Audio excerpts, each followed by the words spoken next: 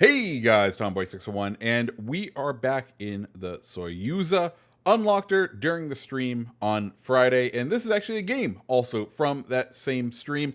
And I think this is a game that really shows off the principle of be the change you want to see in the world. Yeah, I know, it's a Gandhi quote that can be surprisingly applied to World of Warships Legends. So we're going to go ahead and talk through this game, but also in this video, we have our comment of the day and a free patch code to give away, so make sure you stay tuned for that. Comment of the day, well, it's something that goes out to someone who leaves a comment on one of our previous videos. Hawker Hurricane gets comment of the day today. He says, let's drink the champagne.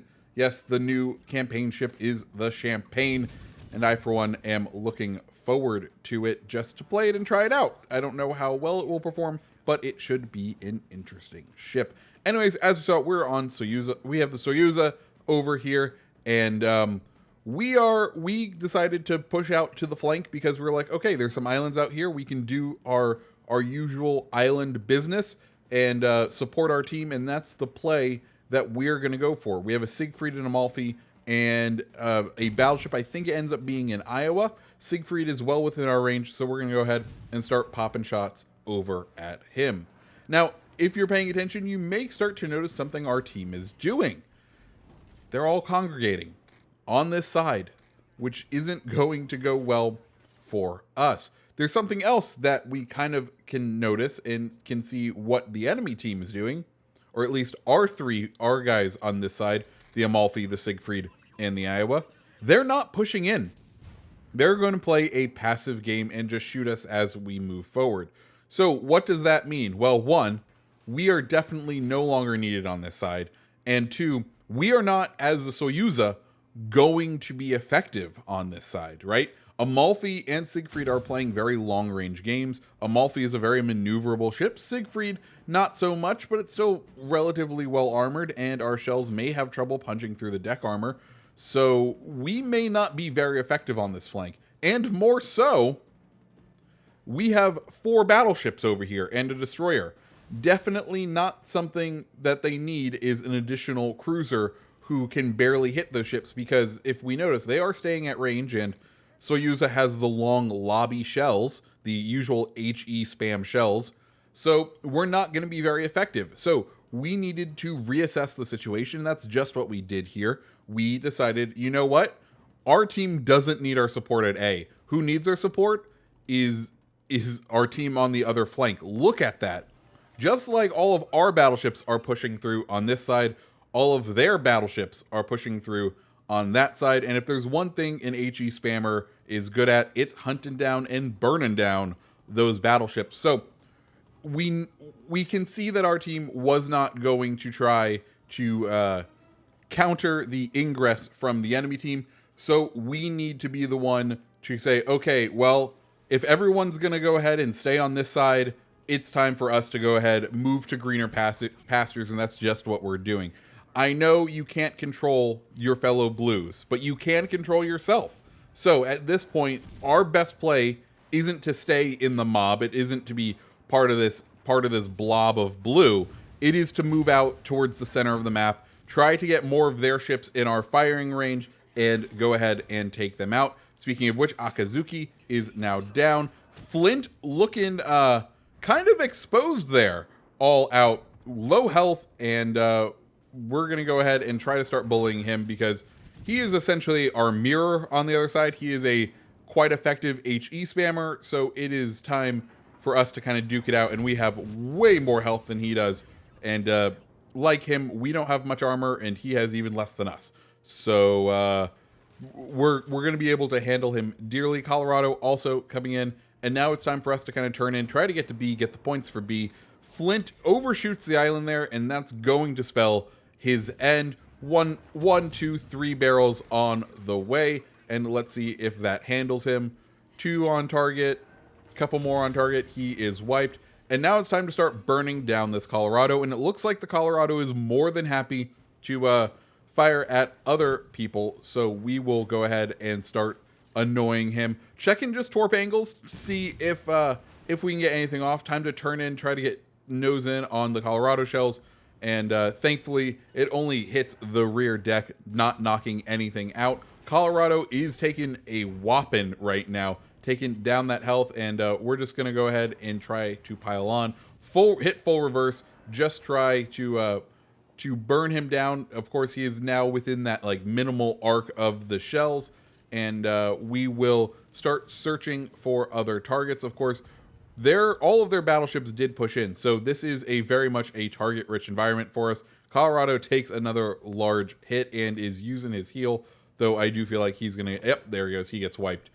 Moving on to the next battleships, we have one that is fairly close, and then we have a Gneisenau who is going for the long flank. And I think this Gneisenau is what he's doing is he's hunting for the carrier. I mean, it makes sense. We are in a carrier game. Carriers are going to be very effective. I just don't know how effective it is for him to be at the furthest extremities of the map. He definitely did push through and clear, but now he is very much isolated out on his own, and we're going to start lobbing shells his way because he only really has that island to take cover in. Beyond that, he is in full open water. RNG hits very well, and we go ahead and get our first fire started, which is what we like to see. Also, if we can go ahead and notice, we still have 3 ships down in that corner. Those battleships have not yet managed to clear out those cruisers and battleship, which I'm really glad we went ahead and moved on this way, because we would not have been able to do much down by A. Gneisenau still out in the open, and we're going to go ahead and try to hammer him as much as we can before he gets behind this island, though he is out on the very edge of our range. So we're in that awkward situation where the game says we can hit him, but we can't really. Other battleship near us went down, so now the closest enemy is going to be the carrier. And let me tell you, it's going to be a little bit of a sail, but before we push for that, we're going to go ahead, try to provide some AA support to our battleship and also assist with the cap, because being a team player, also we want to cap all 3 objectives, and that way they are not accruing any points, and we are going to be able to swiftly begin to extend our lead. Iowa does have his eyes on me, and we do take a couple of we take a shell from the Iowa. Anyways, we're about 10 seconds, and now it's kind of clear that the battleship and the destroyer that is near us and another battleship are all going to go down and hunt out that Gneisenau. So at this point, we really don't need to play chase the Gneisenau, especially because he's out in our backfield where no one else really is. He's hunting for an aircraft carrier that has moved off to a full different flank, and we kind of have an idea where their aircraft carrier is. He has decided not to move. The planes have come in from the same angle for nearly the entire match, which tells us he's probably going to be behind that island over there, and we currently aren't spotted, but we do have a little bit of a cruise ahead of us, so let's go ahead and talk about that free patch code. So if you would like this free patch code of what I think is like the Eternal Flame for your patch, you're going to go to wowslegends.com/code redeemer, and there you're going to type SJU8724VMQ. Once again, you're going to type SJU8724VMQ, and that will get you a pretty cool patch. We do also have one other patch code to give out some point later on this week, so make sure you are subscribed if you want to get that free patch code. Also tomorrow, Leone will be out, the new Italian destroyer. I, for one, am interested to see if we are going to get a new commander, because the general commander really doesn't have very many skills that behoove an Italian destroyer. So I'm kind of hoping we get a new commander as well, but I feel like we would have known about that by now, but it will be just something we have to see. Anyways, we're going ahead, approaching that island. We were able to dodge one of the sets of torpedoes, and I'm kind of surprised he didn't continue after us. We are definitely a large threat to him, because we can pretty well figure out where he is going to be.